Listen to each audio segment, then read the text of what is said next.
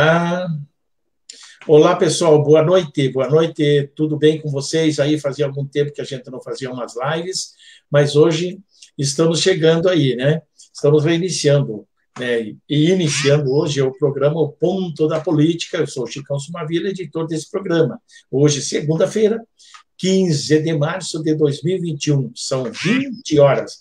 E na pauta de hoje, nós vamos falar sobre a pandemia, que segue sem controle no Brasil e governo federal bate cabeça. Medidas restritivas, também vamos falar sobre as medidas restritivas na região metropolitana de Curitiba, claro, e em Curitiba também. E para esse bate-papo, eu tenho o prazer, né, de falar com três ativistas políticos, que são eles aí, né, têm suas titularidades. Aloysio Nascimento é cientista político e assistente social. Marcelo Marcelino é cientista político, sociólogo também, né? Economista, professor da Universidade Federal do Paraná, é também escritor e consultor acadêmico. E Vladimir de Oliveira, que é professor universitário, doutor em História e é investigador da Polícia Civil do Estado do Paraná. Tudo bem com vocês? Sejam bem-vindos ao programa e grato por vocês terem aceitado participar deste programa.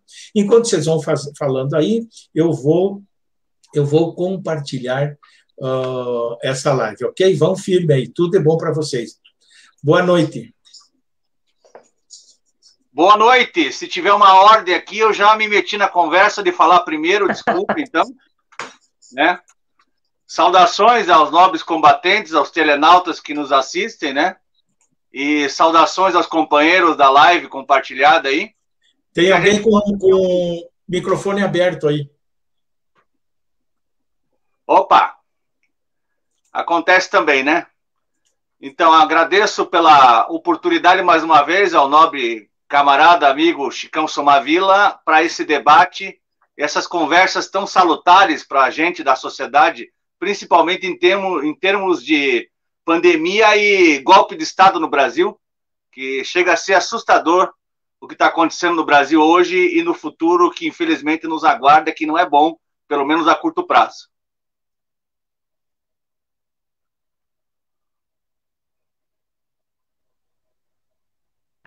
Olá, Chicão. Chicão está com o microfone fechado. Bom, Chicão, boa noite, Aloysio, boa noite, Marcelino. Queria que todos recebessem um caloroso abraço, sabendo que só podemos fazer isso virtualmente, dadas as condições objetivas que o mundo, né? Hoje nós estamos falando de uma pandemia que é global, a crise sanitária é global, mas as medidas de contenção, as medidas sanitárias, elas são locais, elas são nacionais. No Brasil e outros países que adotaram posturas anticientíficas, posturas de direita, elas não têm feito um bom andamento nisso. Eu acredito que a fala hoje vai permitir fazer esse encaminhamento, então eu queria dizer um abraço para os internautas, abraço para todos, para todas, para que a gente possa realmente trazer uma reflexão e que as pessoas realmente despertem para a crise que nós estamos vivendo. Boa noite a todos, a todas. Boa noite ao Vladimir, investigador Vladimir, professor Marcelo, Chicão Somavila, e a você que nos assiste pelas redes sociais. E dizer, Chicão, agradecer, que eu estou muito feliz de poder estar discutindo, né, sobre esse momento triste que a história brasileira está passando, né? É um momento lamentável. Só um momentinho, desculpe. Tem alguém com o microfone aberto aí que está dando retorno. Ah, tá. Então, é um momento, né, muito difícil da história contemporânea brasileira, que eu creio que durante o debate a gente vai poder aprofundar, mas agradeço pela oportunidade de a gente poder conversar um pouco sobre esse mal que assola a sociedade brasileira. Legal. Deixa eu ver aqui como é que estão as coisas, que tá russo o negócio aqui hoje, caramba. Mas legal. Estamos aí, então, novamente. Vocês estão me ouvindo bem aí? Tá tudo legal? Tá dando retorno ou não? Tá legal, né?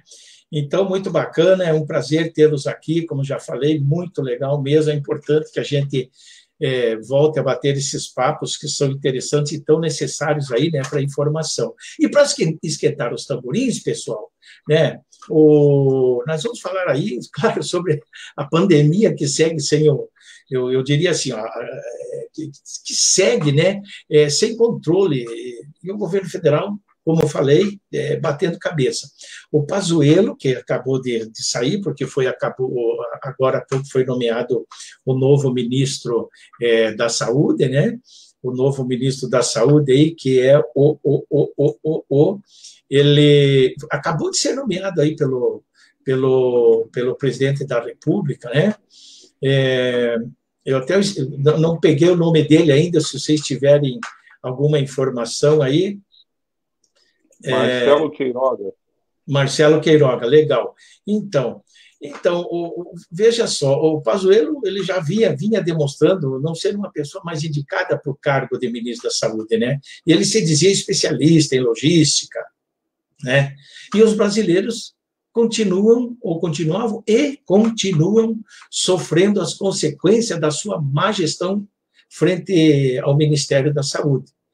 E lembrando também, evidentemente, que o responsável maior pela indicação do Pazuello e a manutenção dele no cargo e dos ministros, outros todos nomeados, é uma responsabilidade de quem? Do presidente da República, que é negacionista convicto, né? E eu tenho a impressão que ele deve estar mais preocupado com a sua reeleição do que o enfrentamento à pandemia. É o que me parece. Então, eu pergunto, o que vocês teriam a dizer sobre a atuação do governo federal, né, ministro da Saúde, presidente, no combate à pandemia até agora, né, porque agora mudou, a partir de hoje é outro, né? Que a cada dia a pandemia ceifa mais e mais vidas dos brasileiros, né? E adianta trocar o ministro e não a forma de atuação do combate à pandemia? Quem que começa aí? Marcelino? Tá bom, vamos lá.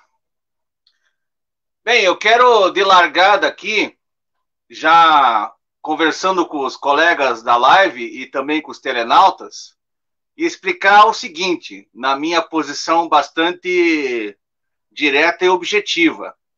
Não há como a situação no Brasil melhorar na pandemia com Bolsonaro à frente da presidência da República.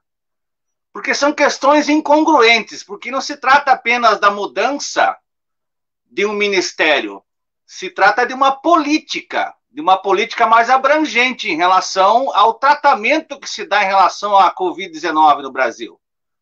Então, as pessoas, elas têm que saber da realidade concreta, nua e crua. Não há possibilidade alguma de modificação para melhor da situação pandêmica no Brasil, da desastrosa crise brasileira. A mudança de ministro não interferirá nesse processo em curso, né?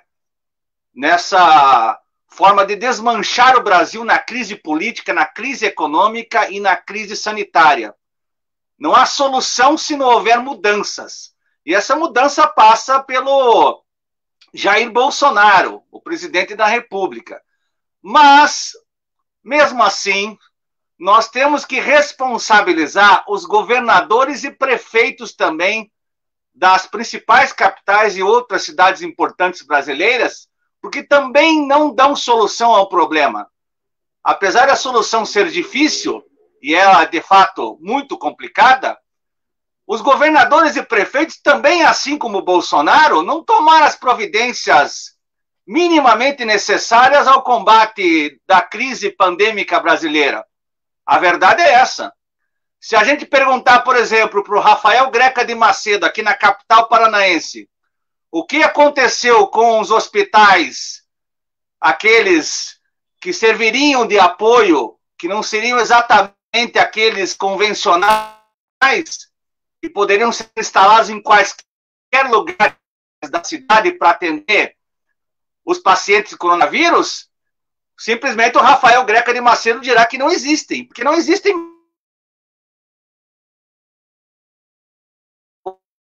o tratamento necessário contratando médicos, funcionários já há muito tempo atrás e não deixar explodir a crise. E esse lockdown, essa farsa que Curitiba e outras cidades adotam. Tá dando problema no teu. Ó, caiu, tá dando problema lá. Então, deixa eu ver aqui. Aloysio, você poderia, então, responder essa pergunta enquanto também o Marcelo se acerta lá? Depois o Vladimir fala também, ok? Bom, Chicão, realmente, como eu disse no início da minha fala, né, a gente está vivendo por um momento ímpar da nossa história. Quero fazer uma saudação ao Andrew, também cientista político que nos acompanha pelas redes sociais. Dizer que, no meu entendimento, o problema ele se dá na esfera vertical, ou seja, a gestão federal ela se colocou de forma ineficiente, de forma a desestabilizar todo o processo, né, de organicidade, da forma que o SUS é montado. Isso não é nem... Não tô aqui querendo criticar ou não criticar, mas foi desestruturado um processo que já estava feito, que é o SUS. O sistema SUS está lá colocado no Plano Nacional de Saúde, enfim, dentro das prerrogativas do próprio SUS. Não existiu ou não existe uma vontade de gerenciamento da política pública pelo governo federal, que se omitiu desse processo e deixou todas as estruturas subnacionais acéfalas. Você não tem... Os governos do estado ficam sem condição de gerenciar, os municípios numa situação mais delicada ainda, e eu digo delicada por quê? Né? O SUS, ele, além o Ministério, no caso, o governo federal, ele tem o compromisso de fazer o gerenciamento da política administrativamente, gerencialmente, mas também ele tem a principal prerrogativa, que é a prerrogativa financeira, né? Porque a maioria dos recursos, ou a maior parte do recurso financeiro está em Brasília.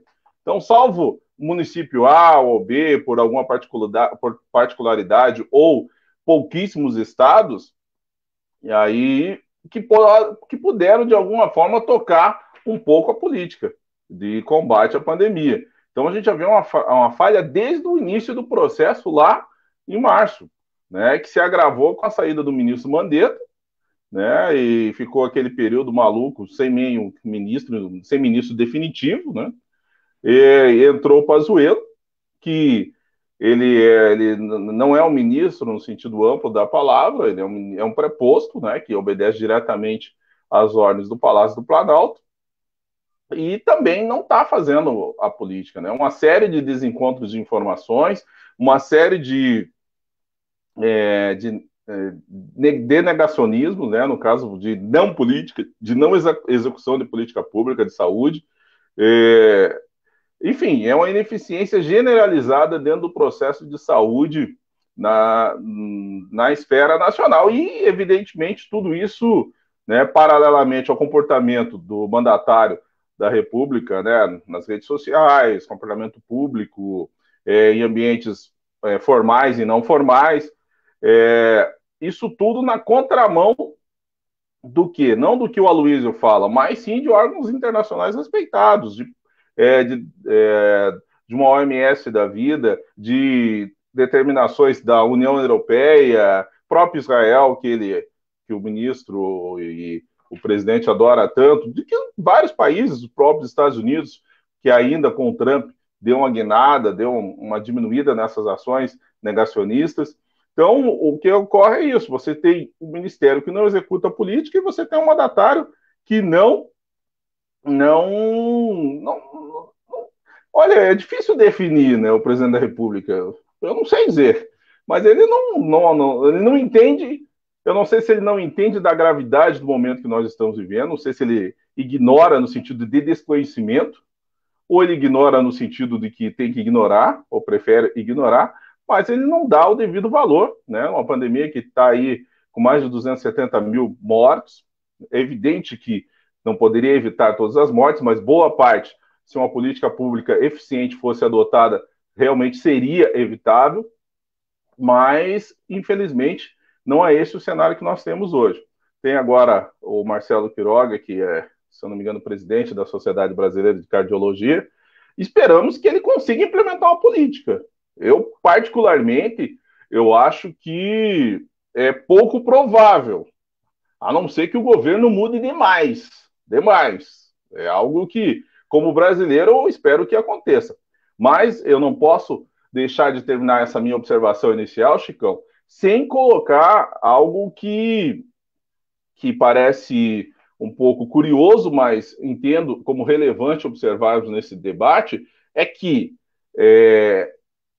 causa espanto, né, uma semana após, né, a situação do ex-presidente Luiz Inácio Lula da Silva de se colocado, ou ser colocado, ou estar elegível, você vê uma corrida para arrumar a casa, aquela coisa que a visita fala. Antigamente ligava do ponto 2, estou aqui no terminal, preparo o almoço, e parece que está todo mundo limpando a casa porque tem que correr. Então, essa sensação que eu tenho, né, que parece que a visita vai chegar e o governo precisa correr, que parece que descobriu que tem uma eleição e agora tem um adversário. Então, precisa mexer na saúde, precisa fazer um monte de coisas. Então, eu só deixo essa reflexão que, para fazer o trocadilho, parece que o Lula entrou no cenário e já começa a mexer até nos cargos da esfera federal.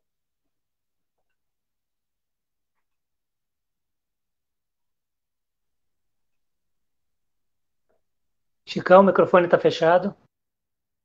Perdão, desculpe, eu vou ler alguns comentários que chegaram aqui, e daí depois eu retorno para o Marcelo terminar a fala dele, depois eu passo para o Vladimir. Então tem aqui, ó, deixa eu ver aqui, a Tânia Pastorello, boa noite, Chico, lá de Foz do Iguaçu. Foz do Iguaçu está com 99% dos leitos ocupados, ambulâncias fazendo fila, né, nas UTIs e tudo, pegando, infelizmente, as pessoas que vêm a óbito, né? Aí vem Guilherme Chalpin dos Santos, boa noite, Eiscão, Vladimir, Marcelo e Luiz, um abraço a todos vocês, né?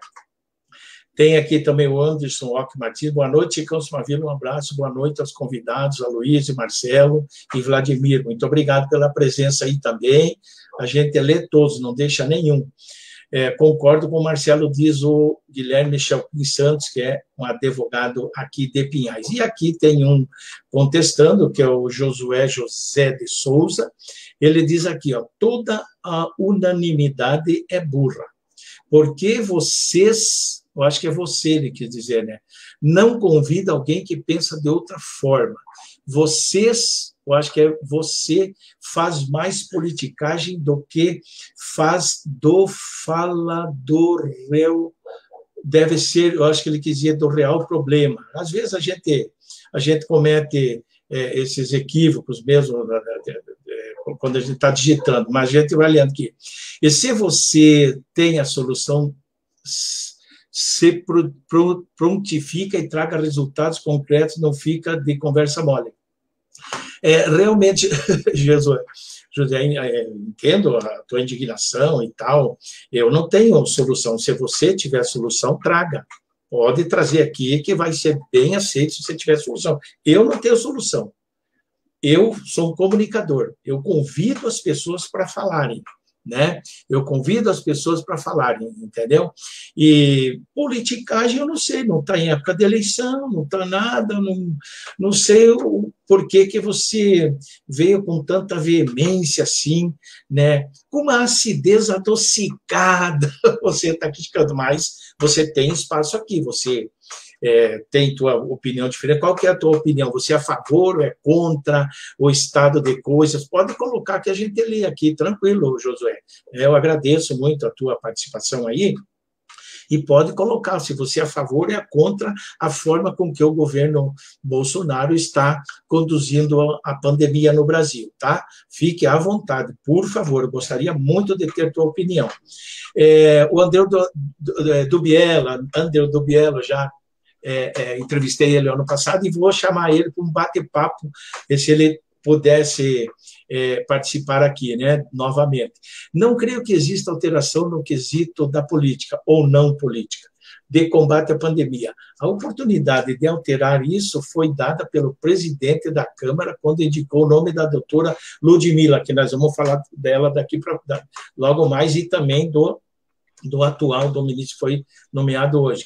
Ele está à procura de um novo preposto para continuar no mesmo rumo, diz aqui. E o Anderson fala que já estava sentindo falta das suas lives, Chico. Oh, muito obrigado, muito obrigado. A gente estava dando um tempo aí e tal, né? Legal, legal mesmo. Então, eu volto aqui para o Marcelino, para que ele termine, enfim, conclua ou fale sobre o que você vinha falando quando deu um problema técnico aí, você voltou. Por favor, Marcelo, depois o Vladimir. Bem, camaradas, essas lives acontecem essas coisas, né? De sair do ar, né? Faz parte. Eu peguei a fala final do companheiro, agora há pouco, e eu acho que ele tem razão. O fator Lula é um fator que pesa também, para uma mudança significativa, no sentido, pelo menos, da aparência, né? Quando eu falo significativa, eu estou dizendo que tem que ter uma mudança, pelo menos na forma como as coisas se dispõem, né? Agora, em relação ao conteúdo, eu não acredito que ocorra mudança, aí sim, significativa, relevante, né? Pelo contrário, a tendência do governo Bolsonaro é da necropolítica mesmo, né? É uma política que não tem nenhum compromisso com a sociedade, uma responsabilidade social. E o fator Lula, ele pesa em todos os aspectos, sejam eles sanitários, econômicos, políticos, de maneira geral. Na verdade, a pandemia piorando demais no Brasil, agravando demais, e a chegada de Lula, né, para disputar o seu espaço político, ele colocou em xeque novamente o governo Bolsonaro e os golpistas de plantão e ocasião da República Brasileira, que não é somente o Bolsonaro o culpado, né? Vamos lembrar quem deu o golpe no Brasil em 2015 e 2016. Quem deu o golpe no Brasil em 2015 e 2016 não foi o Bolsonaro. O Bolsonaro, ele se utilizou dessa brecha e conseguiu penetrar com o seu discurso de ódio, com uma palavra atípica no cenário do que a gente chama de conversão política, né? Tem que ter aquela conversão muito mais disciplinada, muito mais o politicamente correto, né? Para se alçar à disputa presidencial. E o Bolsonaro é o baixo clero mesmo, né? Ele fala aquilo que ele pensa. O que ele diz, na verdade, é aquilo que ele quer colocar para fora para os seus eleitores, os seus telespectadores. Não vai mudar a política de forma de conteúdo. A situação no Brasil vai agravar ainda mais, como eu e o Chicão já havíamos conversado há muito tempo nas nossas conversas, já desde o ano passado. A situação no Brasil era absurda. E os prefeitos e os governadores são reféns dessa situação e também são algozes, porque também fizeram muito pouco para mudar esse cenário. Você veja o caso do Ratinho Júnior aqui no Paraná. Ele não colocou a negociação da Sputnik à frente por pressão do governo Bolsonaro e pressão dos Estados Unidos. Agora, as pessoas têm interesse em salvar vidas, na verdade, esses governadores e prefeitos que nem hospitais de campanha conseguiram construir, no caso do Rafael Greca, e no caso de São Paulo, que eles fecharam os hospitais de campanha, e no caso do Rio de Janeiro, que eles fecharam os hospitais de campanha, que desviaram o dinheiro dos recursos da saúde, no caso do Witzel e sua turma. Então veja que a situação é gravíssima por todos os aspectos no Brasil, infelizmente para o povo brasileiro. Vou passar a bola aqui, que não quero que se torne um monólogo, evidentemente, e os companheiros têm muito a acrescentar, como eu já fiz aqui agora há pouco. Passo a bola aí, Chicão e demais. É isso aí. Obrigado. Legal. É com o Vladimir, o investigador Vladimir agora. E eu digo que depois desse que a gente passar essa primeira do esquentando os tamborins aí, nós vamos falar também sobre as restrições em Curitiba e na região metropolitana. É com você, Vladimir. Então, seguindo o assunto aí, legal? Queria agradecer a intervenção tanto do Marcelino quanto do Aloysio, porque elas foram muito assertivas em relação ao cenário que vem se desdenhando a partir do Covid-19. O que nós podemos dizer é que jamais entenderíamos, estaria quase fora da nossa compreensão as posturas do governo federal se não fosse o Covid. O Covid, ao mesmo tempo que ele é enfim, ele traz um cenário, digamos, onde demonstra, evidencia que a ciência não tem todos os controles do processo, né? Nós sempre vivemos uma era da ciência e sempre fizemos, dentro do possível, né, a crítica ao monólogo, a relação monológica da ciência. Só que a ciência, ela é fundamental para as relações humanas. É fundamental para identificar os processos que vão dar qualidade de vida ou que vão garantir a sustentabilidade planetária. E hoje, praticamente esse discurso da crítica à ciência, hoje, ele é muito complicado. O que nós podemos dizer, principalmente, é que num cenário onde grupos fundamentalistas eles vêm ganhando e vêm se apropriando das máquinas públicas, dos governos nacionais, dos governos locais, com discursos bastante simplistas e que são basicamente anticientíficos. Antes nós criticávamos a ciência no sentido de que a ciência pudesse produzir a sua dialética e produzir novos conhecimentos muito mais assertivos. E ao contrário disso, que nós estamos vendo é um discurso da ciência que é totalmente desconstrucionista, simplista, uma visão mágica e que praticamente atende e, digamos, atinge boa parte da população média, que acaba se identificando com esse tipo de discurso, muitas vezes identificando-se, relacionando com o proselitismo religioso. Tanto que os defensores do Bolsonaro, eles fazem uma defesa da desconstrução de todo o aparato do Estado. Eles são críticos, né? Eles identificam que todo Estado é mau. Só quando eles fazem essa crítica, né, eles também acabam fortalecendo o próprio discurso neoliberal. Então, não podemos separar a figura do Bolsonaro e o desmanche do Estado, o desmanche da saúde, o desmanche de todas as instituições que regulamentam a democracia. Eles foram completamente violados pelo bolsonarismo, que é muito maior do que o Bolsonaro. E isso fez o quê? Que os recursos públicos eles fossem congelados.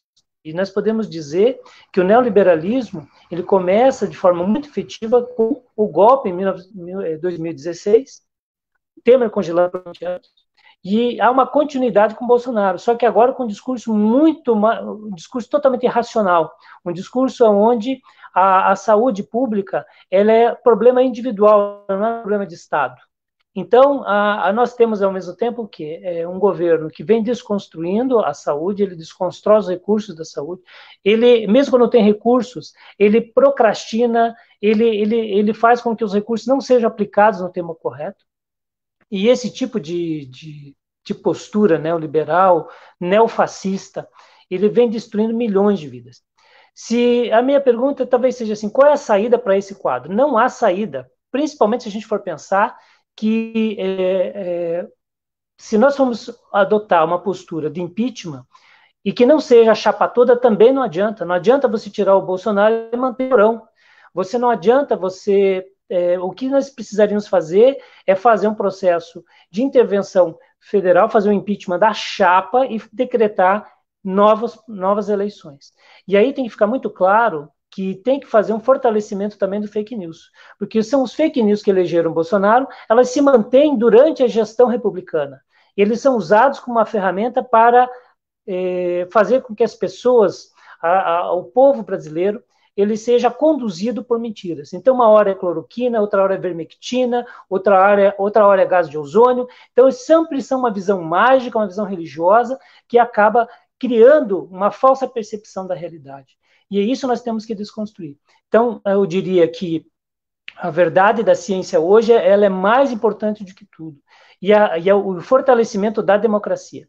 E nós não podemos, inclusive, não podemos deixar de criticar, inclusive, esses grupos de extrema-direita, como recentemente que vieram acontecendo em Curitiba, pedindo golpe militar, intervenção. E essa falta de leitura histórica, eles comprometem ainda mais a democracia e a saúde pública. Porque a partir do momento que eles se aglomeram, né, eles fazem também a política da morte, a política da necropolítica. Eles não são uma ação exclusiva uma ação única e exclusiva do Estado atual, do establishment atual. Ele também é por parte dos grupos de extrema-direita e que apoiam o atual governo. Portanto, eu vejo que uma saída é fazer com que a parte da administração pública local, municipal e estadual, que ainda tem algum nível de racionalidade, eles têm que construir consórcios, como o Nordeste fez um consórcio para vacinar em massa, a região de Curitiba, o Fórum de Saúde, esse Fórum Metropolitano, ele tem que ter feito consórcios e não apenas fazer políticas de isolamento. São fundamentais? São isolamentos fundamentais, mas ela tem que estar dentro do planejamento estratégico. Se você não tiver vacinação em massa, o lockdown, ele não vai ser mantido, porque as próprias pessoas, elas não acreditam na doença, porque elas acreditam que pode atingir todo mundo, menos elas, exatamente porque é uma doença invisível. Então, nós temos que fazer com que essas medidas restritivas, elas ocorram, tem que ter intervenção policial quando for decidido, e tem que ter, sobretudo, aí eu vejo, de uma forma muito clara e imediata, todos esses grupos que se colocam contra a vacinação ou contra o lockdown, de forma irresponsável, contra a democracia, eu vejo que a única saída é o Código Penal. Essas pessoas, elas têm que ser tiradas de circulação, porque elas são um risco para a democracia e um risco para a saúde pública. Perfeito, perfeito. Deixa eu ler aqui mais alguns comentários. Estamos aqui, o Vério Assis, ele é o presidente do Conselho Tutelar de Pinhais, né? Boa noite a todos. O José de Souza, obrigado, Chicão, por ler minha mensagem. Eu que agradeço. Você está nos acompanhando aí, Josué, né? E sempre que você quiser, então, que você, por favor, participe, que o contraditório também a gente aceita aqui quando é educado, pode ser, como eu falei, pode ser ácido e um pouco adocicado, digamos, mas pode ser ácido, mas não desrespeitoso, não com xingamentos, como educadamente você colocou a tua opinião aqui. Muito legal mesmo. O vereador Tielo Salles aqui conosco também, um grande abraço, Tielo, para você. Sidney Tanan também está aqui conosco, boa noite. Daí ele põe aqui Bolsonaro genocida. Falando de Bolsonaro genocida, o Felipe Neto foi indiciado hoje, foi intimado hoje a dar um depoimento na Polícia Civil do Rio de Janeiro, Polícia Civil Federal, não lembro, e tal, porque ele chamou o presidente de genocida, né? Então, nós vamos indo para frente aí, passando aqui. Eu vou falar bem rapidão aqui sobre a Ludmila Ajar, né, que ela diz ter sofrido ameaça de morte após o convite para o Ministério e resolveu não participar do governo, enfim, não sei se foi só por isso, mas eu vou até fazer questão, aqui, quero ver onde é que eu estou aqui. Deixa eu ver aqui, ó. Eu vou colocar aqui a matéria dela, e para a gente ler aqui e passar para os nossos seguidores e as pessoas que estão, que a gente está aqui para mostrar o que está acontecendo, né? Na verdade, o que está acontecendo. Olha só. Vamos ver se vai dar certo. Aqui vai dar agora. Legal. Então, veja só. Ludmila Ajar diz ter sofrido ameaças de morte após convite para o Ministério. Ela deu uma entrevista para a CNN. Vamos ver se passa aqui, se eu consigo transmitir aqui. Vamos ver que está na propaganda, vamos ver se vai. Vamos ver. Olha aí, ó. Estão ouvindo aí? Estão ouvindo? Não. Não vem o som. Não tá? Porque eu sei que são pessoas E agora? que têm um fundamento, que são radicais, que são essas pessoas que estão polarizando o Brasil de uma maneira tão negativa, que é o mal que a mídia social mal utilizada vem causando. Eu não tenho medo. Realmente eu fiquei assustada. Eu tive meu celular publicado em vários grupos de WhatsApp, Brasil afora. Eu tive 2 tentativas de entrada no meu quarto do hotel durante a noite. Então, assim, coisas absurdas, indescritíveis, inimagináveis. Então, eu acho que existem muitos outros interesses e eu realmente sou uma simples médica. Não consigo atrair esses interesses. Como também não dá para olhar lá atrás e dizer, Thaís, aquele dia na CNI que eu te falei sobre a cloroquina que não funciona, agora eu vou mudar de ideia porque eu estou almejando um cargo. É inviável isso. Eu posso dizer, esse assunto hoje, para mim, é coisa do passado. Lockdown, meu ponto é de alinhar com quem está fazendo para fazer da maneira mais eficiente, mais rápida e mais transitória. Agora, medo de ataque? Não. Imagina, quem nunca tirou a primeira pedra? Eu não tenho medo, porque eu acho que a causa é muito maior. Eu fiquei assustada de imaginar que no momento de tristeza do Brasil, de dificuldade que nós estejamos vivendo, uma pessoa da sociedade civil, sem nenhuma ligação política, sem nenhum outro interesse, está aqui ao bem do país e sofre esse tipo de agressão. Então, isso me assustou, porque mostra que, infelizmente, boa parte dos maus resultados que o Brasil tem hoje, eles são consequência desse tipo de atitude, e que vai continuar acontecendo, e que hoje é a Ludmilla, amanhã é o outro, amanhã é o outro. Então, tem muita gente querendo o mal do Brasil. E aí, eu acho que é hora da população acordar. A gente tem que estar unido, querendo o bem, salvar vidas, combater a pobreza, combater a fome e virar essa página triste da nossa história. Então, veja só. 2 tentativas ao presidente Jair Bolsonaro? Eu comentei com ele sim, ele também falou que recebeu uma... Eu vou voltar aqui. Das ameaças, dessa tentativa de invasão ao seu quarto, essas 2 tentativas ao presidente Jair Bolsonaro? Eu comentei com ele sim, ele também falou que recebeu uma infinita quantidade de informações, de coisas irreais de ontem para hoje. Então, digamos que para alguns esse nosso encontro não fosse tão agradável. E essas pessoas fizeram de tudo para que não houvesse uma convergência entre nós. Legal, legal. Deixa eu ver aqui. Então vocês vejam só a que ponto que chega a ignorância, né? A que ponto que chega a ignorância. E, ao mesmo tempo, eu vou mostrar aqui também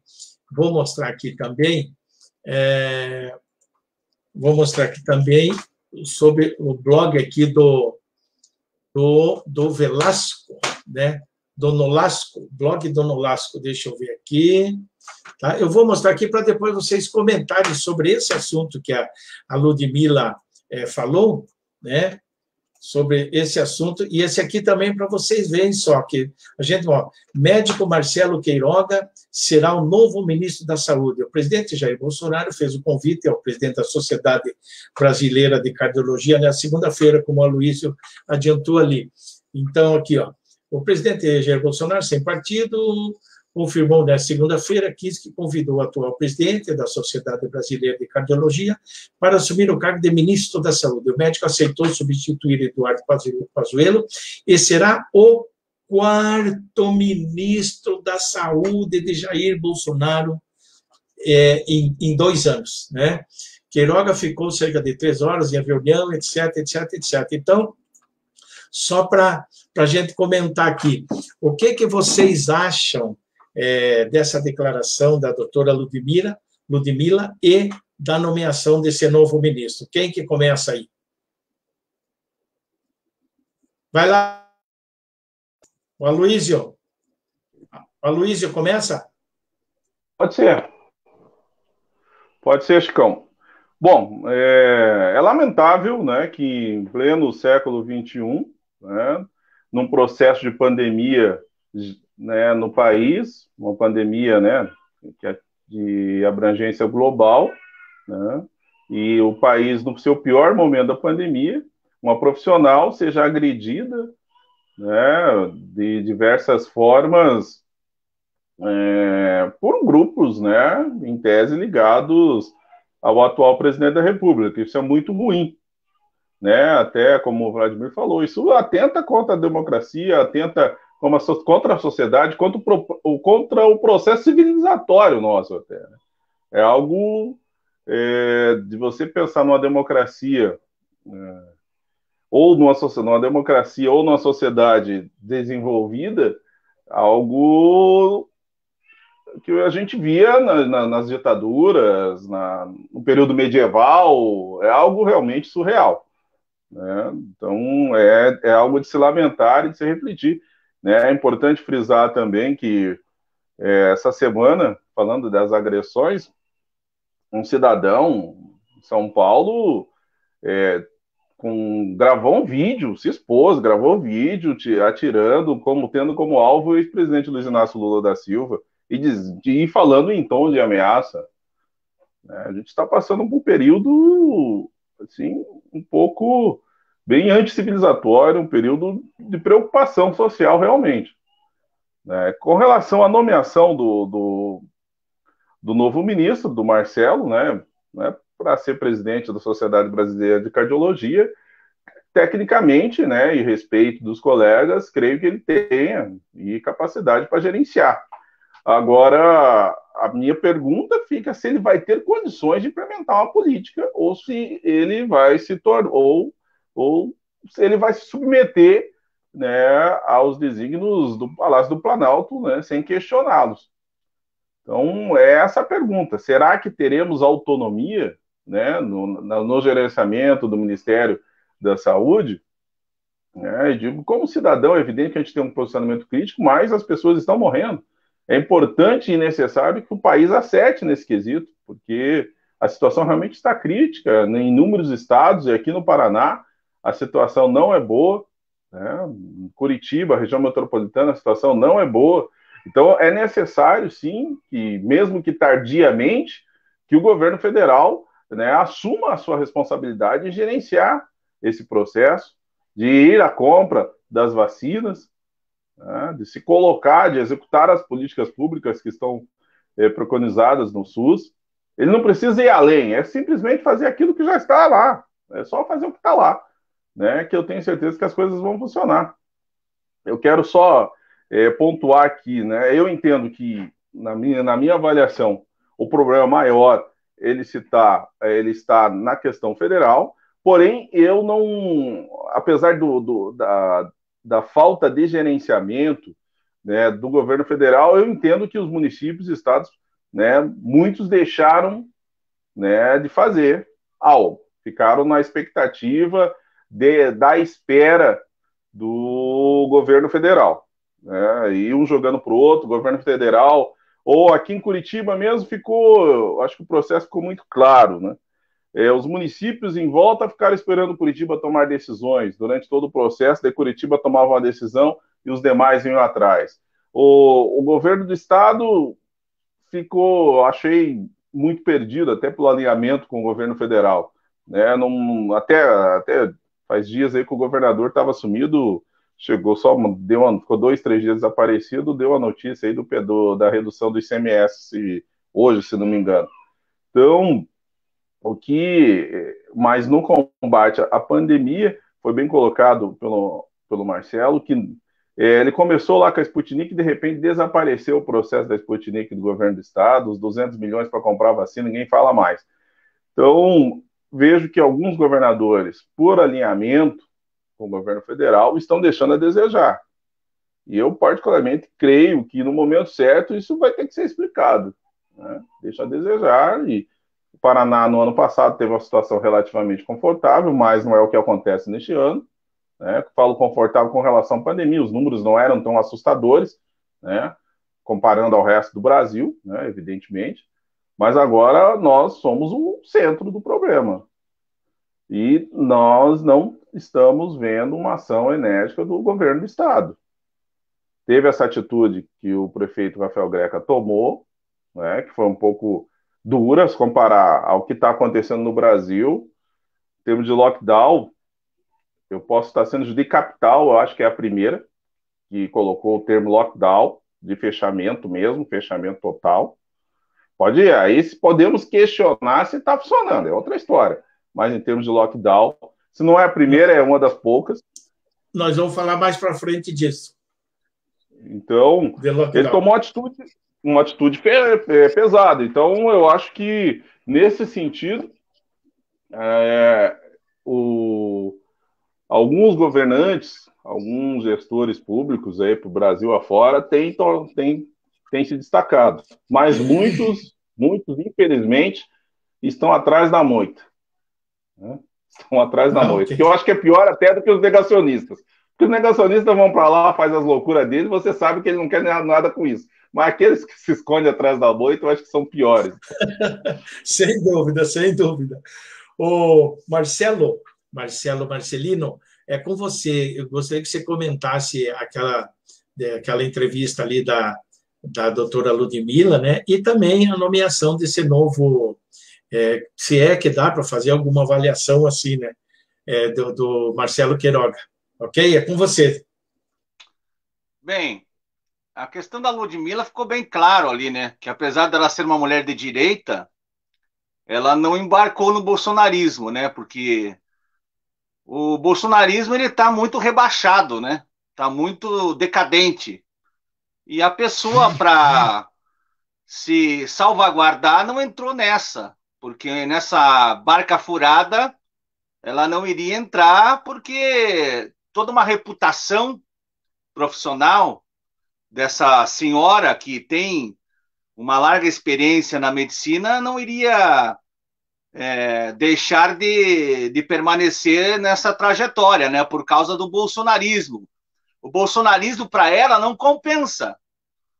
E também ela tem ideias de que o bolsonarismo não equivale às premissas mínimas de sentido de salvaguardar a vigilância mínima necessária à saúde. O bolsonarismo não tem preocupação com isso daí.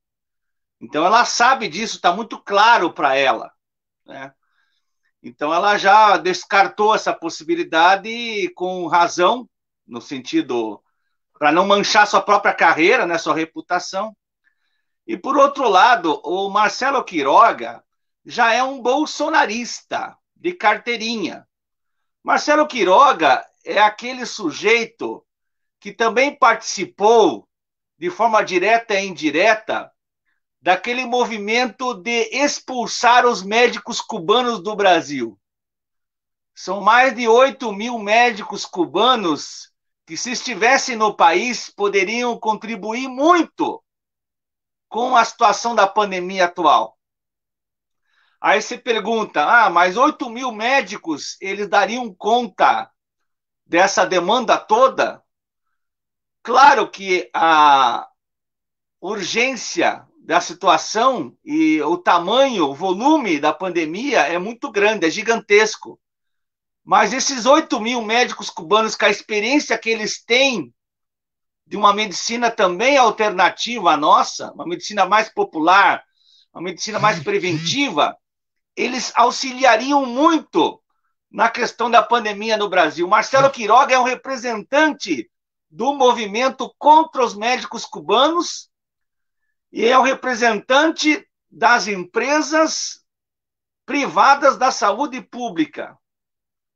Então, na verdade, assim, quando eu faço a provocação favorável ao lobby da saúde privada da saúde pública, significa que ele, assim como Mandetta, são mandatários das empresas, conselheiros e são porta-vozes da privataria do SUS, da privataria da saúde pública no Brasil, são representantes explícitos do processo de desmanche da saúde pública social brasileira.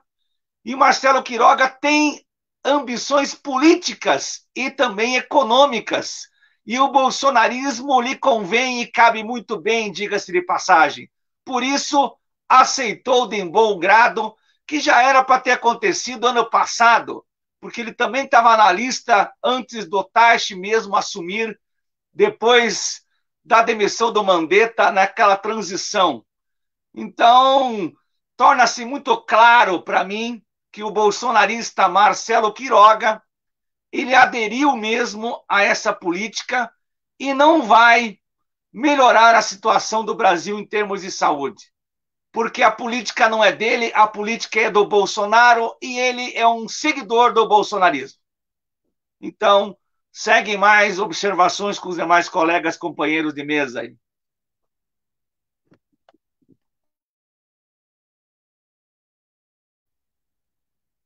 Chicão, o microfone está desligado. Pô, hoje está duro aqui, viu? O investigador Vladimir, então, vai, né, gostaria que você falasse, desse sua opinião sobre a entrevista da doutora Ludmila e a nomeação deste ministro, para depois nós partirmos aí para a região metropolitana, para as restrições de Curitiba e região metropolitana. Eu vejo que realmente existe uma crise da direita, que é uma crise mundial. A extrema-direita é muito difícil para a direita que joga dentro dos jogos, enfim, ela joga dentro dos padrões institucionais legais. É difícil para ela ancorar politicamente, mas ela é fisiológica. E o que eu vejo é que a Ludmila, ela foi vítima exatamente do bolsonarismo, né, que é sexista, o fato dela ser mulher, o fato de ela ter reservas em relação ao Bolsonaro, feito uma investigação pela agência de inteligência mostrando que ela tinha feito críticas ao Bolsonaro.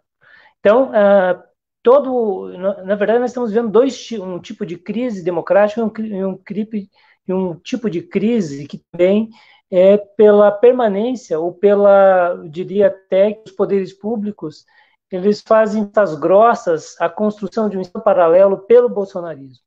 Então, as pessoas que vão lá e chutam a porta têm informações dentro do Palácio do Planalto.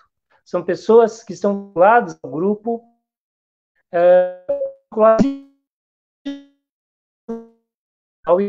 eu vejo que é extremamente grave. E tanto ela quanto o ministro que foi indicado são pessoas que estão vinculadas às empresas privadas de saúde. São pessoas que têm de racionalidade e conhecimento médico. Tá picoteando o teu som aí, tá picoteando. Será que você não está um pouco longe? Tá, eu vou chegar mais perto. Nós estamos também observando que tanto o bolsonarismo quanto a direita, elas estão numa posição muito difícil de acomodação. Isso já começou tanto no poder legislativo, né, tanto a crise com o Senado e com o poder, com a Câmara dos Vereadores, com a Câmara dos Deputados Federais. Nós também vamos ver a mesma crise relacionada à saúde, que é uma pasta que já teve 4 ministros, se a gente considerar que teve um 5º convite, talvez até mais de 4 ministros. Então, nos próximos 2 anos, quantos ministros vão poder suportar isso? Então, os ministros que aceitam o jogo, como o atual ministro vem aceitando, é porque ele está vinculado, acho que o Marcelino colocou muito bem, ele está vinculado aos interesses privados. Então, imagine quanto de investimento que os sistemas privados de saúde vão ganhar como recurso do governo federal. E, para isso, ele tem que desconstruir e tem que fazer uma política neoliberal de redução mínima ao plano de saúde, ao atendimento do SUS. Né? Se nós formos considerar, praticamente o sistema do SUS ele parou. Hoje nós atendemos basicamente a questão do Covid. Há várias pessoas que estão morrendo e não é por causa do Covid. Há várias pessoas que estão morrendo por doenças ou patologias que não recebeu a intervenção de vida do sistema de saúde. Então, as estatísticas elas saíram até no econômico, né, que houve um crescimento de 31% do crescimento de mortes em relação ao ano passado. Esses 31% não é necessariamente do Covid, ele vem de outras mortes decorrentes do colapso do sistema, que deveriam ter forte investimento. Se tivesse uma política honesta, correta, sem negacionismos, baseado em acordos internacionais, baseado em acordos, em um acordo, numa grande cooperação, um pacto federativo entre as unidades da federação e os municípios e a União, certamente o resultado seria outro. A economia ela já seria em fase de retomada do crescimento. Mas não é exatamente o que nós estamos acontecendo. Então, quanto maior é a crise, maior tem sido os resultados. E esse cenário de guerra que nós estamos vivendo é fundamental para que médicos que são vinculados aos setores privados, que são fisiológicos, eles entendam que é uma grande oportunidade para grandes laboratórios farmacêuticos e grandes empresas na área de saúde privada possam se beneficiar desse cenário. Quem sabe até, que é um desejo, criar sistemas privados de saúde básicos, como ocorrem em países subdesenvolvidos, como na Índia ou em outros países, onde praticamente não existe sistema público de saúde, então há sistemas privados e que não atingem todo mundo. Perfeito, e nem como nos Estados Unidos também, que não existe o sistema público de saúde, sem dúvida. Seguinte, deixa eu ver aqui quem mais está conosco aqui. Nair da Silva deu uma boa noite. O Marco Aurélio, boa noite, abraço, Chicão, e todos os convidados. O Marco Aurélio aí, também, ele tem o blog dele lá também, né? Faz as lives dele lá também, né? E o Guilherme Schelping, é isso aí, Vladimir, desgoverno federal totalmente perdido, e aí vai, né? Então, deixa eu ver aqui, que eu vou mostrar duas matérias aqui, só para a gente... deixa eu acertar aqui, eu vou vir para cá, É o seguinte, eu vou mostrar duas matérias aqui para a gente entrar nesse lance aqui da região metropolitana, né? Que é um assunto bastante interessante mesmo. Está aqui, ó. Essa aqui é matéria do dia... Botei errado aqui. Espera aí, que não é isso aqui. Bem, está aqui, ó. Matéria de 15/3, essa aqui mesmo, tá? Então, vamos lá. Vamos voltar aqui. A gente fica um tempo sem fazer, você perde, como diria meu tio lá dentro, perde a destreza. Então, aqui, ó, dia 15/3, às 8h50 da manhã, cidades da região metropolitana devem seguir Curitiba e ampliar restrições. Já foi falado sobre, aqui alguém falou aí que você tem que seguir Curitiba, não sei o quê, e um segue o outro e a coisa parece que não sai como deveria sair. Então, a maioria das cidades da região metropolitana de Curitiba deve seguir a decisão de Curitiba e adotar medidas mais pesadas de restrição das atividades para conter os casos da Covid-19. A capital adotou na última sexta-feira, 12, o protocolo de risco alto de alerta com a bandeira vermelha. A previsão é de que 80% das prefeituras, diz aqui, já realizem mudanças a partir desta segunda, 15, com decretos municipais, etc., etc. Então, eu tenho aqui, ó, deixa eu ver aqui, que eu vou mostrar uma outra matéria aqui também, que completa, que essa aqui, ó, 15/3, olha aqui, ó. Essa aqui também é outra, para completar aquela que veio aqui. Então, tá, vamos lá. Olha aqui, ó. Decreto de Curitiba serve de base para as ações de controle da pandemia na região metropolitana, às 14h41 de hoje, 15/3, está aqui. Então, diz aqui, ó, em reunião por videoconferência realizada na segunda-feira, a Associação dos Municípios da Região Metropolitana de Curitiba, que é a SOMEC, aprovou uma minuta de decreto que deve servir de base para todos os municípios da Grande Curitiba ampliarem as restrições, quer dizer, estão seguindo Curitiba. A base do documento é o decreto municipal número tal, que entrou em vigor no último sábado, 13. A tendência é de que os municípios façam os ajustes necessários de acordo com a realidade de cada cidade. Enfim, ele vem aqui. Somos uma cidade, só precisamos ter responsabilidade comum, destacou o Greca, etc. E tudo. Por isso, rogo a todos os meus colegas prefeitos da Grande Curitiba que adotem medidas. E assim vai. Aqui, ó, o encontro por videoconferência teve a participação de prefeitos, secretários e representantes de 29 municípios da região metropolitana de Curitiba, bem como do vice-prefeito Eduardo Pimentel, que já está trabalhando aí para sair candidato a prefeito, sucessor de Greca, né?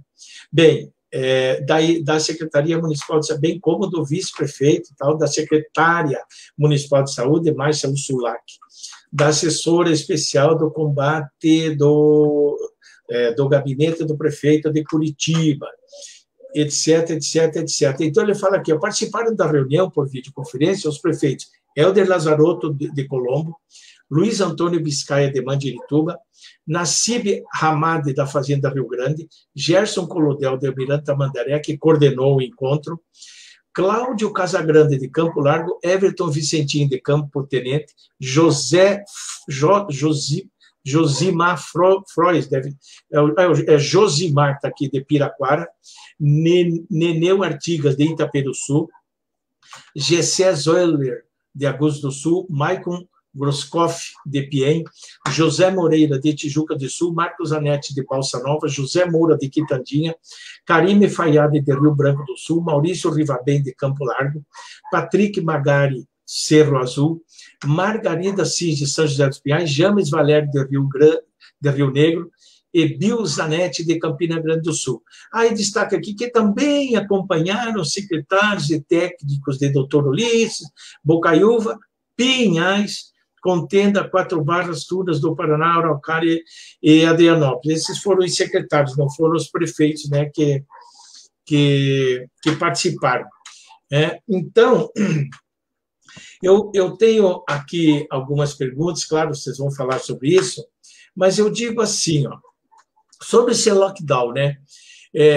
Os decretos daí de lockdown, que eles vão e vêm, e parece não ecoarem muito aos ouvidos da população.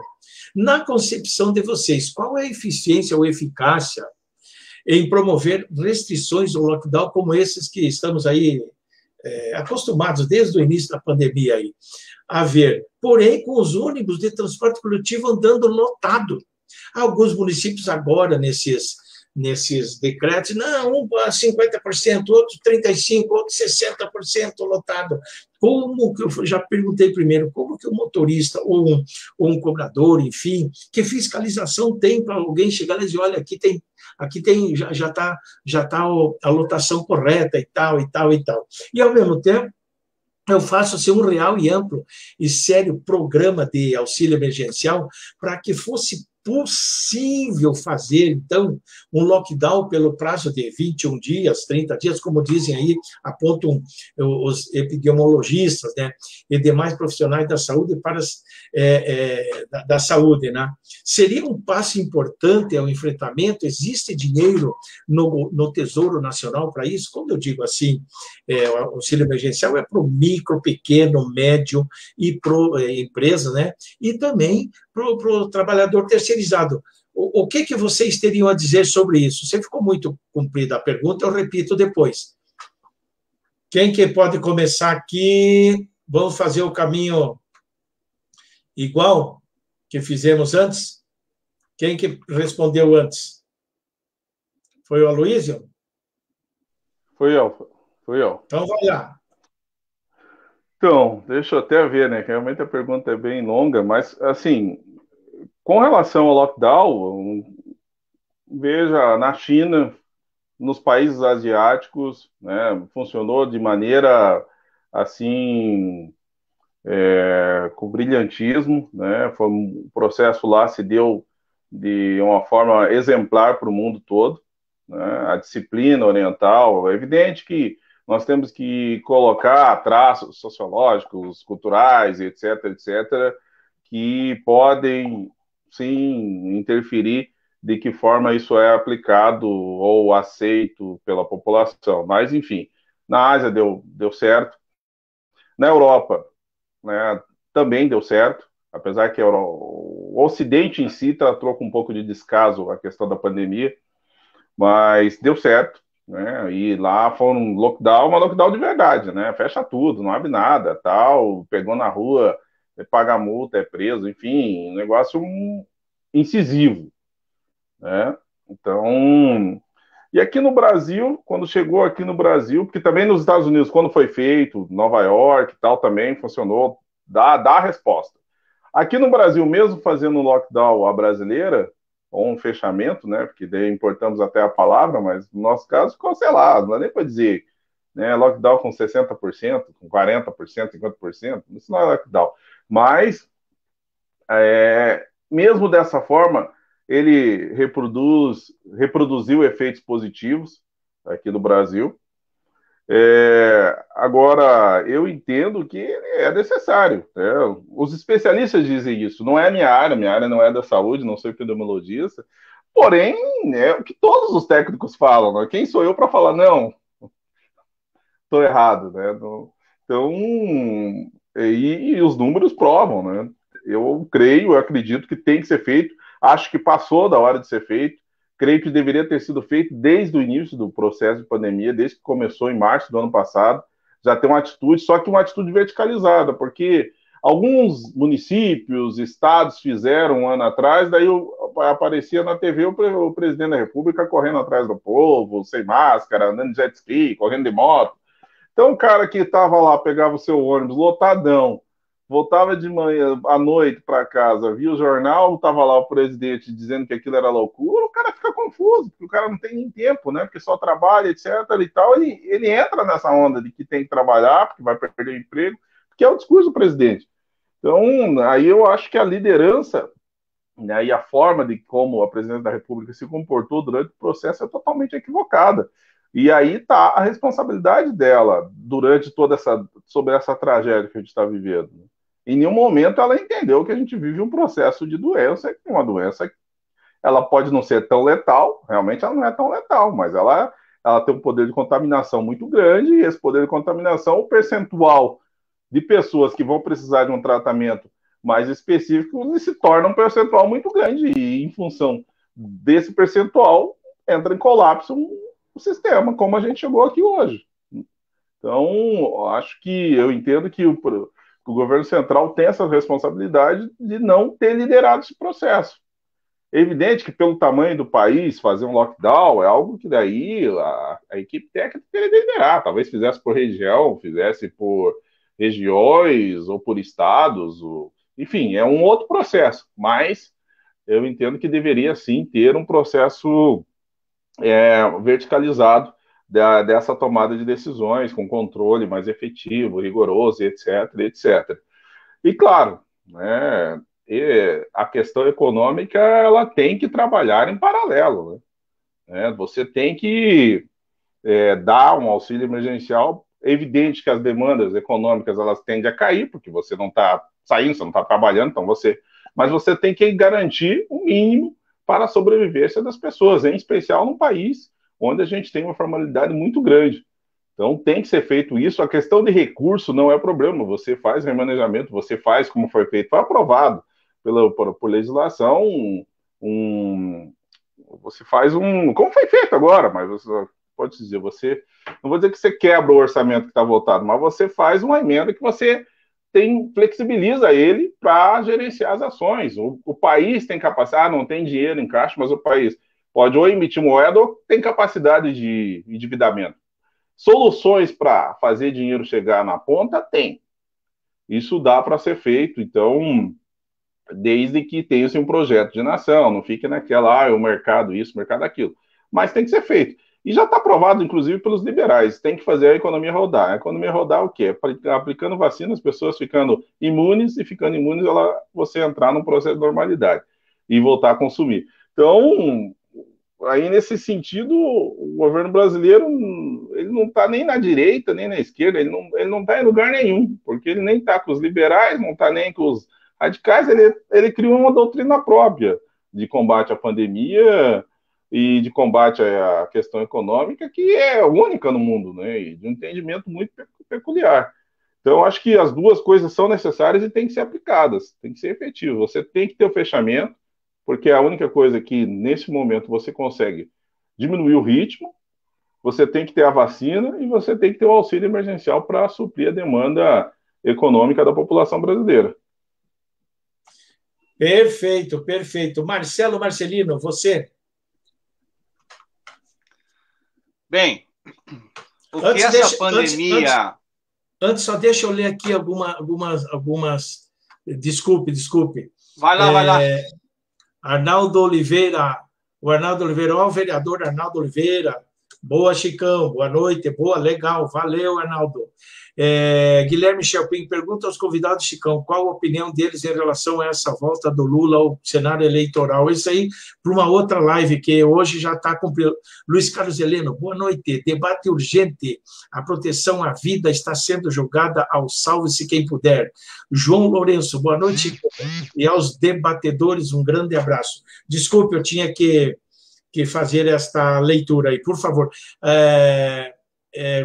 Continua, por favor, Marcelo. Não, sem problema, Chicão. É importante a gente ter a opinião dos telenautas aí que nos acompanham. Bem, nobres combatentes, em primeiro lugar, nessa pandemia, o capitalismo mostrou a sua inoperância completa, o seu desastre dado por um sistema totalmente irracional pelo ponto de vista humano, totalmente irracional. Nós temos nos Estados Unidos da América o país mais rico e poderoso do mundo, chegando a 500 mil mortos, 500 mil de pessoas morreram ou vão morrer nos Estados Unidos. Em breve eles vão bater esse recorde. A Itália está chegando a 100 mil, isso que é um país de mais ou menos 60 milhões de habitantes. Nós temos problemas sérios na Inglaterra, até na própria Alemanha, que é mais poderosa em termos econômicos, eles tiveram dificuldade para lidar com a pandemia. Em muitos locais, inclusive nos próprios Estados Unidos da América, eles não tinham nem máscara no começo da pandemia, provando a sua inoperância e sua irracionalidade desastrosa. Então, o capitalismo é um sistema que, apesar da sua crise estrutural estar batendo na porta, a pandemia escancarou o que é esse sistema espúrio e totalmente irracional. No caso brasileiro, essa situação ainda é mais dramática, porque os Estados Unidos, ele colocou o Brasil como um apêndice da sua operacionalidade ultraliberal. Por isso que deram o golpe no Brasil, para pegar de volta a Petrobras, para privatizar as empresas brasileiras, os recursos naturais, destruir os servidores públicos, destruir o próprio SUS, que ainda não conseguiram devido à pandemia, que colocou tudo isso daí em xeque, né? Ainda bem, pelo menos por enquanto, parcialmente. O que deveriam fazer? Ter fechado as fronteiras, quando a China já anunciava o problema em janeiro de 2020. E com bateria de testes em massa para a população. É isso que deveria ter feito lá atrás. Que os próprios países envolvidos, para não parar a economia ultraliberal, não fizeram.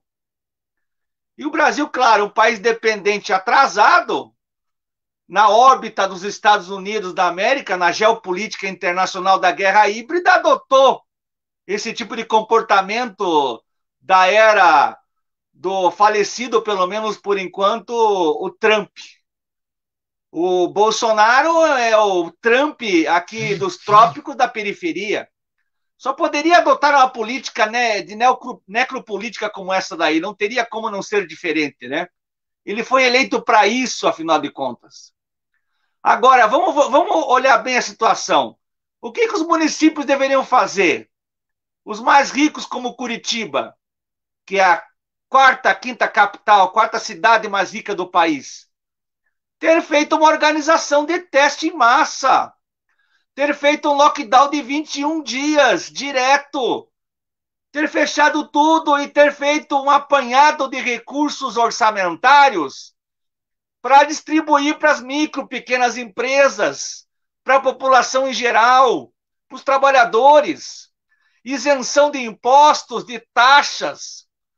E aí você tem um lockdown de verdade, utilizando essa palavra americana e inglesa. Isso é um lockdown. Isso que está acontecendo em Curitiba é uma farsa. assim como em São Paulo, assim como na maioria dos lugares brasileiros, uma farsa, que a população ela já percebeu que é uma farsa. Por isso que não tem legitimidade. Aí as pessoas, elas provocam as pessoas dizendo o seguinte, mas é culpa do cidadão. Claro, o cidadão é culpado também. Mas quem é mais culpado? O governante, que deveria não só dar o exemplo, mas oferecer a política pública, ou o cidadão isoladamente? Então, por isso que eu chamo a atenção, prefeitos, governadores como Ratinho Júnior bolsonarista, ele é totalmente culpado, assim como o Bolsonaro. Rafael Greca de Macedo também. Lockdowns farsantes. Não tem hospital de campanha, não tem teste, não tem medicamento. Cadê o dinheiro do orçamento? Quando teve o problema em março do ano passado, 1,2 trilhão foram dados aos banqueiros por causa da pandemia.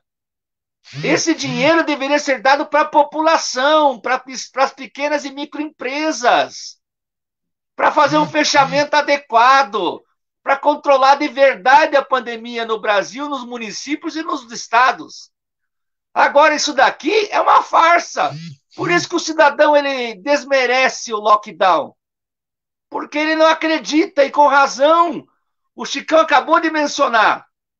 Transporte público lotado no Brasil inteiro. Numa capital de 3.600.000 habitantes, contando a região metropolitana como Curitiba, é um absurdo isso daí.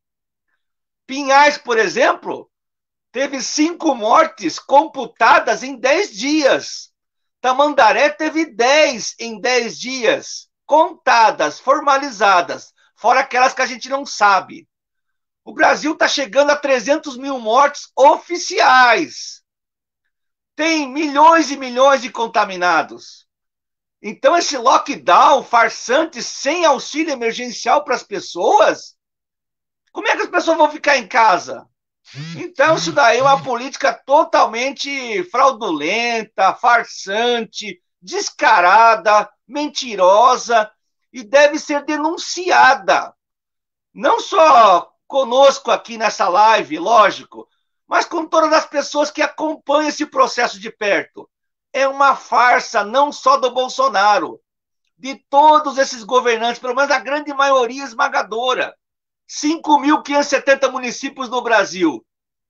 Os mais pobres têm muita dificuldade, é verdade. Mas os municípios ricos, como Curitiba, São Paulo, passar por essa vergonha, essa fraude do lockdown, é uma piada de mau gosto contra a população. Isso aí é um escárnio e deve ser denunciado sempre. Então é isso que eu falo, o lockdown ele não vai ajudar em nada, ele não tem poder nenhum, é um golpe dentro do golpe, e não vai servir para diminuir a pandemia coisa nenhuma. Não tem vacinação, não tem teste, não tem medicamento, não tem UTI, não tem hospital de campanha. Como é que você vai resolver o lockdown? E lá atrás, antes do lockdown, as pessoas que foram contaminadas, que se colocam novamente depois de 14 dias para os hospitais, porque tem uma defasagem temporal aí. Como é que você vai fazer? Então vamos parar com a farsa e vamos denunciar esses prefeitos e governadores que estão enganando a população. Essa é a minha consideração que eu tenho a fazer aqui. Obrigado. Ok, legal. Vladimir, com você, o que você teria a dizer sobre isso aí? Você quer que eu leia a pergunta de novo? Está na cabeça? Não, tá tranquilo. Legal. O que eu vejo, Chicão e convidados aí, e os internautas que nos estão acompanhando, que realmente o que nós estamos vivendo no Brasil é uma falta completa de gestão na área de segurança pública. As condições objetivas de saúde, elas estão completamente destruídas. O que nós vemos, assim, servidores públicos trabalhando 3, 4 vezes, nós estamos vendo falta de equipamentos, falta de UTIs, falta de infraestrutura de apoio, falta de oxigênio, inclusive lembrando que o neoliberalismo ele tem muita culpa nisso, que vamos lembrar que quem fechou a subsidiária da Petrobras em Araucária foi o Bolsonaro, e eles produziam oxigênio. Então as pessoas estão morrendo por falta de oxigênio por causa do neoliberalismo. Se nós não podemos identificar uma questão isoladamente, é tudo de forma sistêmica. E eu concordo com o Marcelino, pelo menos em parte, no que ele diz sobre a incapacidade do lockdown de ter resultados efetivos. Os resultados realmente têm sido muito ruins, e o Aloysio também, em parte, destacou isso, falando em parte também da cultura brasileira. Eu acho que um pouco de esse modelo de lockdown ou de quarentena, ele é, digamos, uma saída emergencial para você evitar a curva de contaminação. Então, a pergunta é, o lockdown, ele é necessário? Ele é necessário.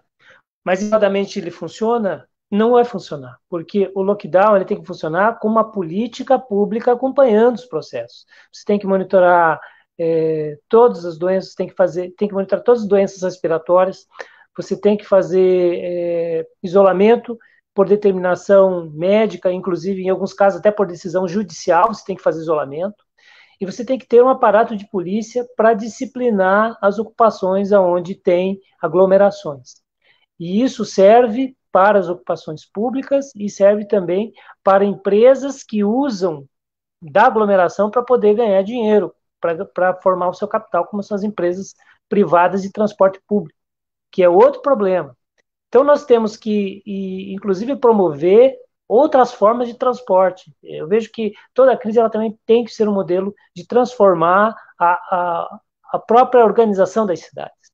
E aí, o que acontece com isso? Nós isolamos, mas não temos vacina. E por que não tem vacina? Porque o governo federal não se preparou e os municípios e os estados também não se prepararam. E deveriam estar exatamente correndo isso. Se tem agora uma questão emergencial para isolamento, mas ela tem que estar atrelado à compra e à distribuição das vacinas. Se não tiver isso, gente, as vacinas estão correndo de forma muito homeopática, né? Que nem eu não sei qual a idade que estão vacinando agora em Pinheiros, eu acho que deve ser próximo ali dos 79, 80 anos. Em Curitiba, eu acho que está mais ou menos na faixa de 77 anos.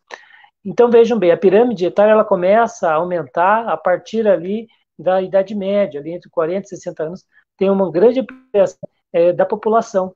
E realmente não foi feita uma logística adequada para a compra e distribuição dessas vacinas.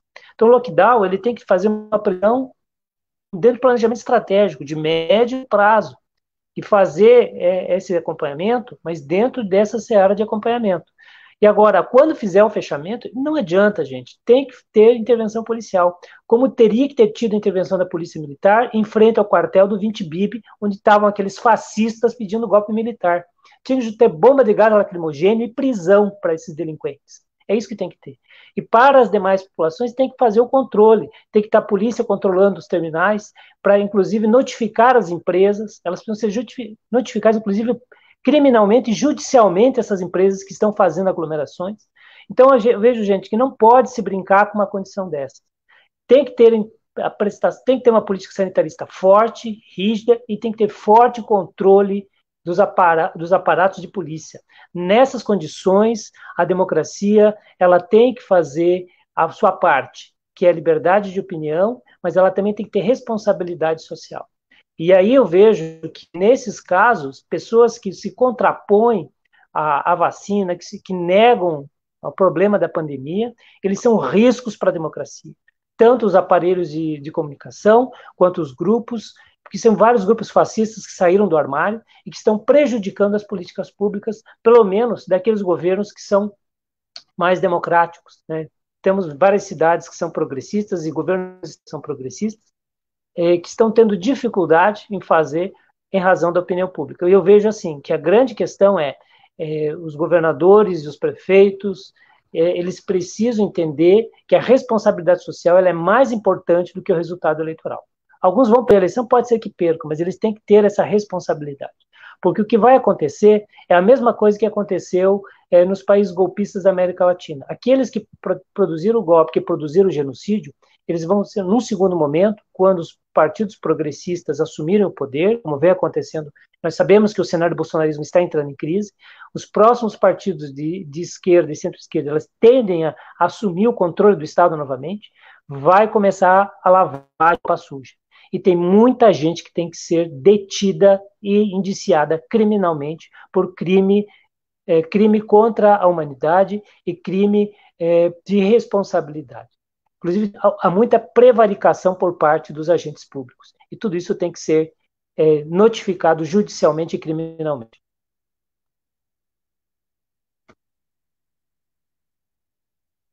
É isso. Chicão, o microfone desse. Nós estamos aqui com 1h25. Perfeita a tua colocação também.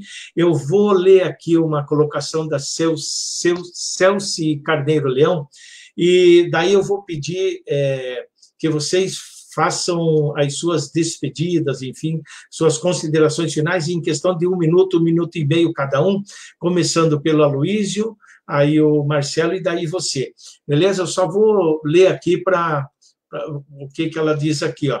Celci Carneiro, né? Desculpe se eu estiver pronunciando errado. Me desculpe porque estamos vivendo o que vivemos e todos jogando uns nos outros a culpa de nada vale o governo tentar e o povo ficar de aglomeração. O grande problema desta pandemia é que está sendo usado o vírus como politicagem dos dois lados, degladiando entre si quando o Brasil, daí ela põe, quando o Brasil entender que a nossa luta é contra o vírus, todos precisam entender que só vamos vencer se todos falarem a mesma língua. Daí ela fala aqui, fecham o comércio e o povo acha que é festa. Os mesmos que falam dos ônibus estão em festinhas clandestinas. Não sei também se isso é ou não, mas está aí a colocação da Celci Carneiro, né? Então, por favor, eu peço que vocês, cada um, usem, Aloísio, começando pelo Aloísio, 1 minuto a 1 minuto e meio para suas considerações finais, que já estamos com 1h26, ok?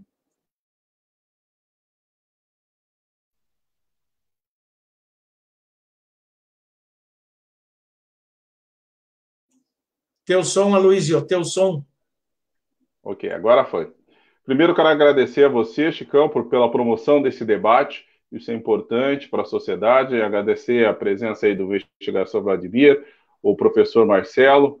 Enfim, acho que isso é importante para o enriquecimento mesmo da sociedade brasileira. A gente poder falar, poder discutir, poder falar dos problemas da nossa sociedade. E eu afirmo aqui, entendo que esse problema da pandemia é o pior, ou um dos piores problemas do Brasil em 100 anos, e precisamos, sim, no gerenciamento dessa política pública, que é a saúde, que é algo tão importante a todos os brasileiros e brasileiras. É evidente que esse comprometimento ele tem que se dar na esfera federal, estadual e municipal. Mas, né, considerando até aqui o que tem acontecido, é importante que governadores, que prefeitos assumam sua responsabilidade e honrem os seus mandatos e realmente tratem, cuidem da população a qual vocês, senhores e senhoras, são responsáveis. Então, é importante a união dos consórcios para a compra da vacina, que é algo que definitivamente aí pode, né, frear esse problema da pandemia e realmente vacinar a população brasileira, porque é isso que o povo precisa. Então, é essa mensagem que eu quero deixar. Agradeço mais uma vez a oportunidade e me coloco sempre à disposição, Chicão.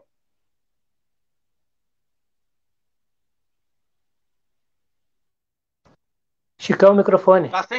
Obrigado pelas considerações, Aloísio. Muito obrigado. E é com você, Marcelino.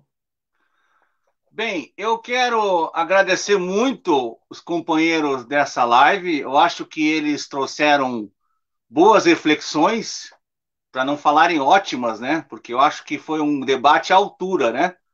Eu acho que eles contribuíram bastante com a nossa discussão, com a brava e combatente mediação aí do nosso querido Chicão Somavila, conhecido velho de guerra. Eu acho que nós temos que aprofundar esses debates da sociedade brasileira em relação à situação pandêmica, incluindo, evidentemente, contextualizando a questão do golpe de Estado no Brasil, né? Do bolsonarismo, porque não existe nada de discussão sanitária que não tenha política, ainda mais nesses momentos todos que vivemos, né? Então a companheira colocou, nós temos que nos unir em favor da vida, mas tem um problema sério aí. Tem uma parte que está se unindo em favor da vida e tem outra parte que está se unindo em favor da morte. Então nós temos que deixar claro, nós aqui da live somos a favor da vida, mas existem muitos desse desgoverno Bolsonaro e outros demais aí que estão se aliando com a política da necropolítica, a política da morte, do genocídio. E aí eu quero deixar a mensagem para todos nessa live que se cuidem à medida do possível, procurem o distanciamento social, utilizarem máscara, utilizarem o álcool em gel, porque infelizmente é a única forma adequada no momento para a gente tentar se manter vivo até o final dessa jornada com a vacinação, chegando àqueles que estarão por aí para contar essa história nefasta do Brasil contemporâneo. Obrigado, Chicão, obrigado, telenautas, e até o próximo encontro.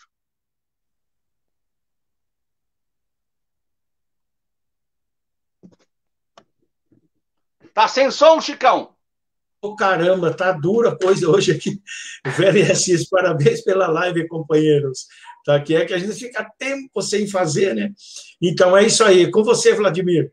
Obrigado aí ao Velho Assis também. Queria agradecer, Chicão, o convite. Queria agradecer também tanto a Luísa quanto ao Marcelino pela contribuição no debate, porque cada fala ele sempre remete a uma retomada, faz a gente refletir sobre aquilo que a gente pensa também. E, de alguma forma, eu vejo que todos nós saímos diferentes disso. E o campo e nós não podemos, eu acho que isso ficou muito bem claro, o Marcelino destacou, eu acho que não se pode pensar política pública para questão de saúde, questão de política pública de segurança, política pública educacional, política pública econômica. Você não pode discutir sem discutir política. Tudo é política. É essa a nossa condição. Ou você faz uma política de apoio ao Bolsonaro, você faz uma política contrária. Se você apoiar o Bolsonaro, você apoia a morte, você apoia o genocídio, você apoia a desorganização do Sistema Único de Saúde, você apoia o desinvestimento em saúde, e é isso. Ou você apoia um governo popular, ou você apoia um governo progressista, ou você apoia políticas públicas que possam ser inclusivas. E a saúde, ela tem que ser uma política muito forte nesse cenário pandêmico. E não adianta fazer uma política dessa natureza, achando que as pessoas vão trabalhar, porque há praticamente um cenário internacional em que os países não querem mais negociar com o Brasil. Eles não querem nem visitar o Brasil. É considerado área de risco. Existe o risco Brasil hoje, essa despolítica em saúde pública. Então, eu queria agradecer a todos novamente, aos internautas, agradecer os comentários e as perguntas, e me coloco à disposição a todos aí para um próximo debate. Legal. Antes de eu me despedir de vocês, deixa eu colocar aqui do vereador Arnaldo Oliveira. Só para conhecimento de todos, está tramitando na Câmara Municipal de Pinhais o projeto para aprovação do município para participar do consórcio para a compra da vacinação para combater a pandemia do coronavírus. Medicamentos, insumos, equipamentos para a área da saúde. Boa noite. Legal, então, por favor, quando que está tramitando, quanto tempo vai levar para tramitar, qual o tempo dessa tramitação, né, vereador? Seria importante formar numa oportunidade, mandar um e-mail, alguma coisa, quando sairá a primeira votação e o que prazo que tem isso, tá bom? Muito obrigado, um abraço para você, Aloysio Nascimento, um abraço para você, Marcelo, um abraço ao investigador Vladimir e abraço a todos vocês que nos acompanharam até agora. Um grande abraço a todos e até a próxima.